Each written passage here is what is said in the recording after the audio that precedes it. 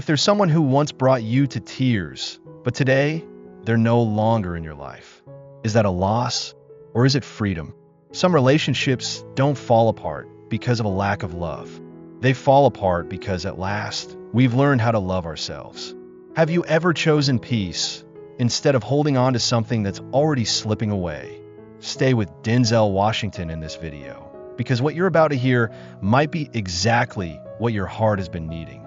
When a woman finally listens to her discomfort instead of denying it, that's not just the beginning of healing. That is the bravest thing she will ever do for herself. Once she understands the silent destruction of toxic relationships, she stops asking, "Am I just too sensitive?" She wakes up, and in that awakening, she sees clearly. Some people, if allowed to stay, will keep peace forever out of reach. That's why wise women quietly walk away from 5 types of people, without drama, without explanation, just a quiet release to save themselves. The first kind, and often the hardest to recognize, is the subtle belittler. They don't scream in your face or humiliate you in public. They're not overtly cruel, but they make you doubt yourself, little by little, with a smile, with concern, with so-called kindness that chips away at your confidence. Many people have had a friend like this. This person always seemed concerned, always there when someone needed someone to listen. But after every conversation, that person would walk away with a changed mindset, not feeling relieved, but rather burdened. When they excitedly shared that they had started therapy to work through childhood traumas, the friend smiled and said, "Yeah, that's good, but don't let the therapist lead you too much. You need to be strong. You're not that weak." The comment wasn't loud or malicious, but felt like a drop of acid on their fragile self-confidence. From these seemingly harmless remarks, they began to doubt. Was I being too weak? Shouldn't an adult go to therapy? Am I overreacting? Slowly, they became quiet and withdrew. They no longer felt eager to share their progress with a friend, no longer expecting encouragement or empathy, because they knew that behind every compliment was a vague frown. Behind every nod was an unspoken layer of doubt. Multiple scientific studies have revealed the profound damage caused by this kind of relationship. Dr. Shelley Taylor, a psychologist at UCLA, once pointed out that negativity masked by civility can be more psychologically damaging than outright conflict. Our bodies and minds are far more vulnerable to ambiguity. Those murky spaces where emotions go unacknowledged, trust slowly erodes, and we're left shaken without knowing exactly why. Over time, this leads to chronic stress, a deteriorating sense of self-worth, and even physical and mental health issues. Wise, seasoned women, those who know their worth, don't need to argue or defend themselves. They don't turn these kinds of relationships into battlegrounds, because they understand one thing deeply. Anyone who truly respects you will never make you question yourself. So they choose to quietly walk away. No dramatic goodbyes, no declarations. They simply stop sharing, stop opening up, and gently close the door they once opened with absolute sincerity. And that, too, is an act of healing, choosing peace over chaotic closeness. Because not everyone deserves your trust, especially those who weaponize care as a means of diminishing you. Next, we want to talk about another kind of person. They don't drain you with words, but with energy, a quiet kind of exhaustion that lingers. Let's keep going. Some relationships are like cracked cups. No matter how much love, patience, or time you pour in, it all seeps out. And eventually, you find yourself drained without understanding why. The second kind of person that experienced women often step away from is the taker, the one who only knows how to receive but never gives. They show up when they're broken, lost, confused, or simply in need of shoulder. They know you're empathetic, a safe place, a reliable presence. They know you won't say no, and so they come, pouring their sadness, venting, crying, asking for advice, borrowing your strength, your belief. But when it's your turn to need someone, when your heart is drowning in its own silent storms, they're gone. No message, no call. And if by chance you confess your own weariness, they might even say, "I didn't think you were the type to fall apart." We often fall into a dangerous trap without realizing it. the trap of always being strong. Society praises resilience, but rarely teaches us how to care for ourselves after becoming the stronghold for too many others. We're expected to always show up, always be fine, always be ready. And gradually, we lose the ability to say no, to feel understood, to be held. Many people used to think they had to be the one who brought the light, always the source of good energy, healing, and inspiration. But the truth is, at some point, they realized they couldn't breathe anymore. Not because they gave too much, but because they never kept anything for themselves. The term compassion fatigue, coined by sociologist Dr. Arlie Hochschild, describes this emotional depletion when you've accompanied the pain of others for too long without any recovery. It's like a slow, steady drizzle, never strong enough to notice, but long enough to seep into your bones. Women who have lived and loved with awareness no longer cling to relationships that make them slowly disappear. They don't explode. They don't make a scene. They just pull back. Fewer texts, fewer reactions, fewer appearances. Not because they're cold, but because they understand energy is a resource to be protected. And if you keep pouring into a place that never holds it, you'll have nothing left for yourself. And once they learn to return home to themselves, to nourish their own hearts, they gain the clarity to recognize the third kind of person, the one who refuses to grow up. A kind of person who may seem sweet, but is profoundly dangerous. After enduring the quiet wounds of draining relationships, many people began to realize there's a kind of person who wounds even deeper than indifference or emotional neediness. The ones who rob you of the most precious part of any relationship, trust. This third type, the trust breakers, don't need to shout or cheat or betray you in grand, obvious ways. Sometimes, all it takes is a careless joke, a single breach of confidence, or a judgmental glance when you're being vulnerable, and suddenly, you start shrinking into yourself. Many people used to think that opening up was how we built connection, that when you share your inner world with someone, you're planting the seeds of intimacy. But then they realized, not everyone knows how to cherish that. Some don't listen with their hearts. They listen just enough to repeat it later. They turn your story into entertainment at a dinner party. They nod sympathetically, then later mock you behind your back, making you feel like a fool. At first, you're confused. You ask yourself, am I overreacting? But your intuition always tells the truth. Slowly, you retreat. You still smile, still reply to messages, but you stop being honest about who you really are. You become guarded, choosing your words carefully, constantly wondering, am I saying too much?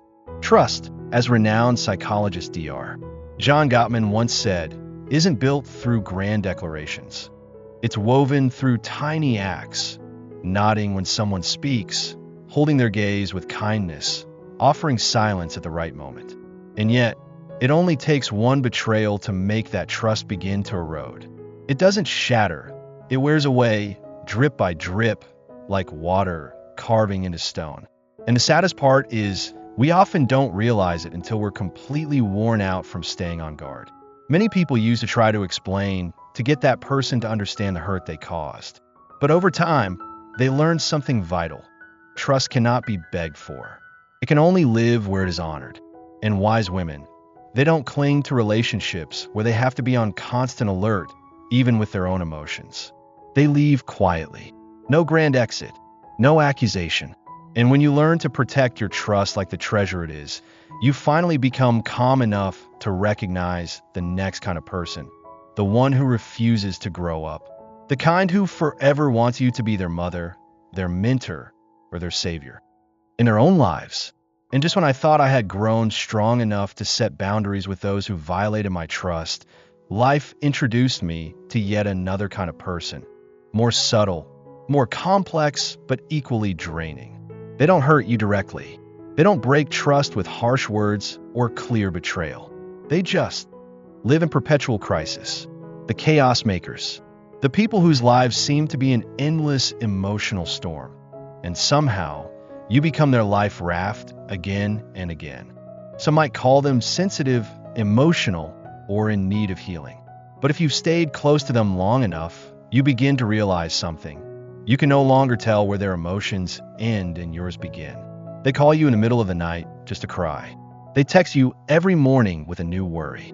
There's always some conflict, some drama, some disappointment, some catastrophe, and you're always expected to show up. Every conversation feels like an emotional ambush of fears, judgments, and absurd scenarios that don't even involve you, yet pull you in like an emotional accomplice.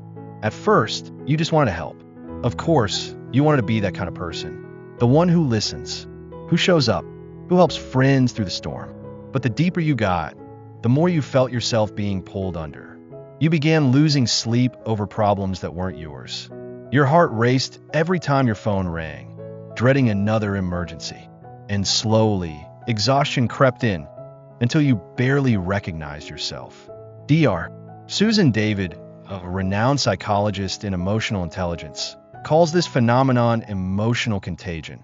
When you absorb the emotional energy of those around you, spend enough time near someone steeped in negativity, and their heaviness begins to drag you down, whether you want it to or not.